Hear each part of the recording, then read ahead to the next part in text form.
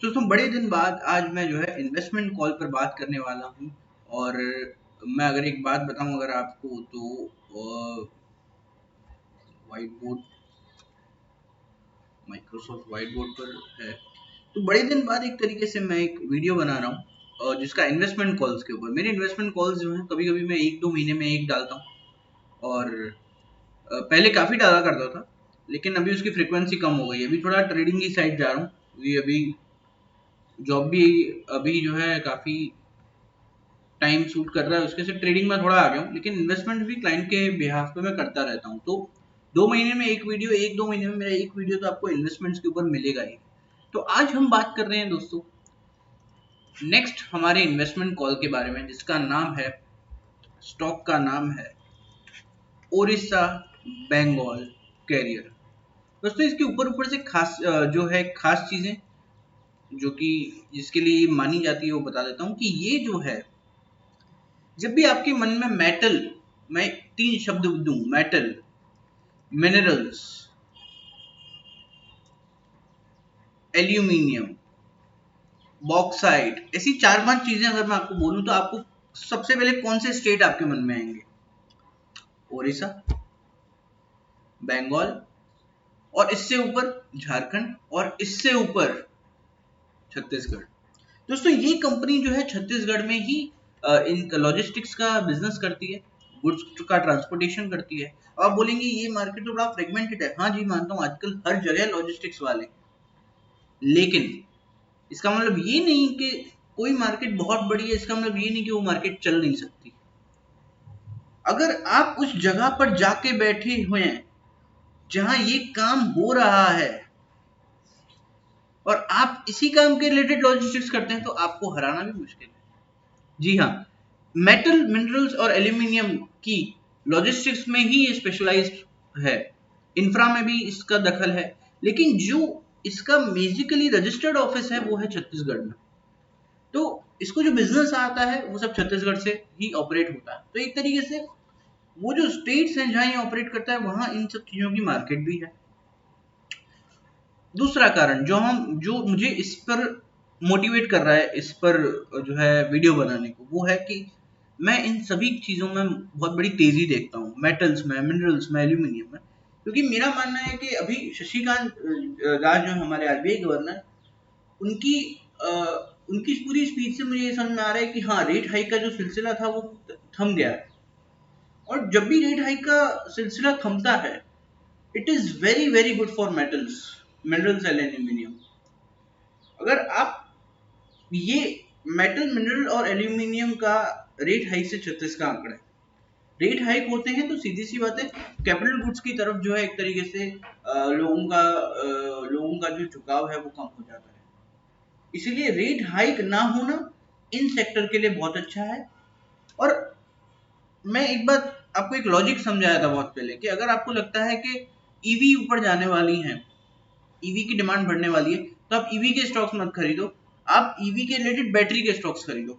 एक स्टेप पीछे आ जाओ।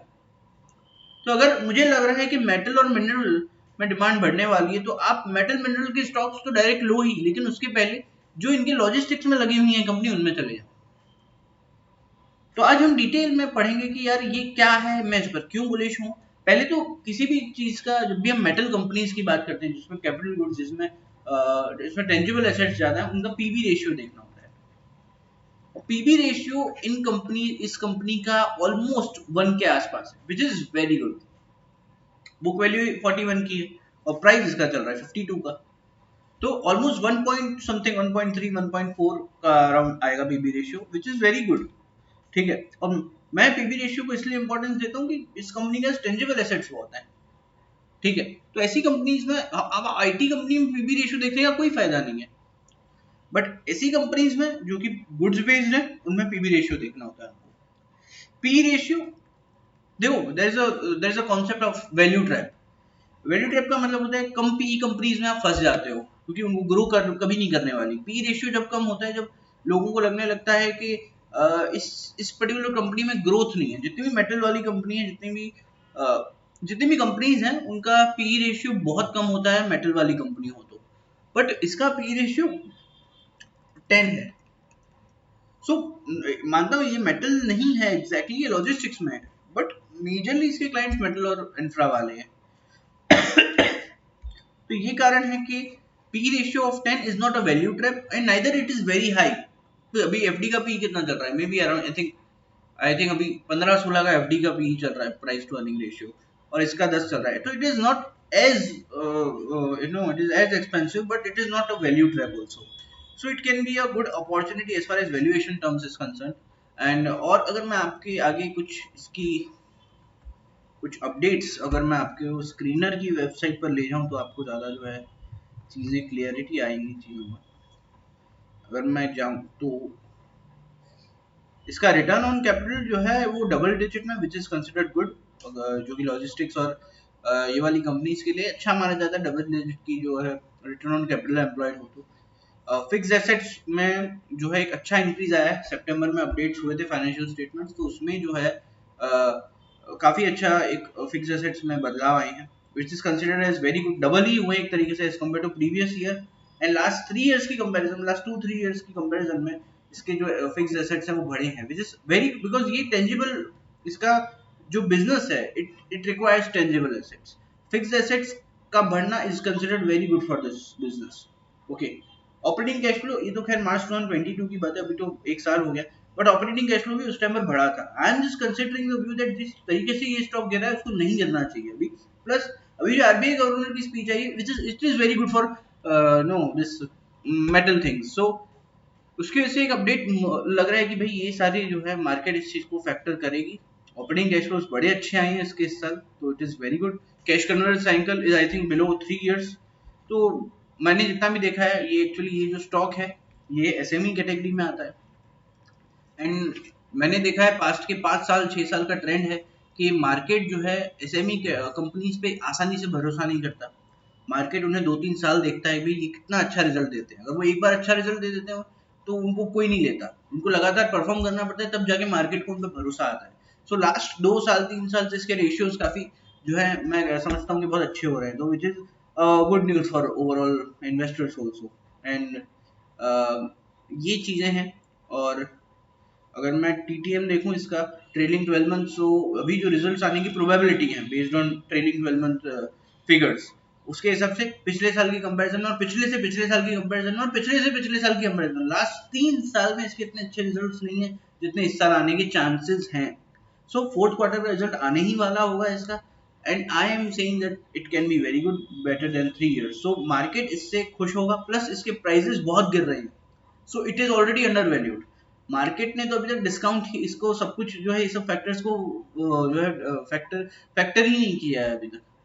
तो मेरा मानना है कि अगर इतने अच्छे रेशियोज हैं, प्लस इसका एक बुराई है कि बोरोइंग्स बढ़ी है। अगर सितंबर 22 के फिगर्स देखो तो as compare to March 22 borrowings double हुई है। बट मेरा मानना है कि जब टाइम अच्छा आने वाला है तो रिस्क लेने में कोई बुराई नहीं है, right. And promoter stake, last but not the least, promoter stake इतना prices went like anything down, ठीक है, बट प्रमोटर स्टेक बढ़ा है इस टाइम। अगर आप देखेंगे तो मार्च 2019 में द प्रमोटर स्टेक वाज 63%, सितंबर में प्रमोटर स्टेक वाज 66, सितंबर 21 में, and in December it was 68, still now it is 68.56%, which is increasing like anything. Last but not the least, FIIs have increased the stake in March 2023. जिस company में FII 2-3 साल से थी नहीं, आज देखो FII ने वापस माल खरीदना शुरू किया है। जिसमें DII तक नहीं आई, उनमें FII बैठी है इस कंपनी में। So Orissa Bengal Career, I feel it can be a great stock for a target of 90, and I think stop loss जो है, एंट्री जो लेना चाहिए इसका वो 52 पे ले लो करंट मार्केट प्राइस पे, टारगेट जो है वो 90 आना चाहिए, और स्टॉप लॉस जो है वो आना चाहिए 19 rupees. So the reward is the reward is the reward is 38, the risk is around the risk is around 33, so I think 1.3:1 का कुछ बन रहा है risk reward, which is considered good investments, right? So entry 52 पे लेना है, target 90 पे लेना है, टारगेट 90 का होना चाहिए और स्टॉप लॉस जो है 19 का होना चाहिए, ठीक है। I have not discussed chart with you, reason being this is an investment bet, but for considering the stop loss and all, मैं आपको इन्फॉर्मेशन के लिए बता दूं कि NSE पे इसकी लिस्टिंग रिसेंटली हुई है, एक साल आई थिंक 1.5-2 साल पहले हुई है। लेकिन अगर इसके अच्छे चार्ट्स देखने हैं, लंबे टाइम फ्रेम के चार्ट्स देखते हैं, तो आपको बीएससी पे रेफर करना पड़ेगा इसके चार्ट्स। और बीएससी के चार्ट्स ऑलरेडी मैंने देख लिए हैं, and according to my judgement I think 19 can be the best stop loss for a proper risk management, right?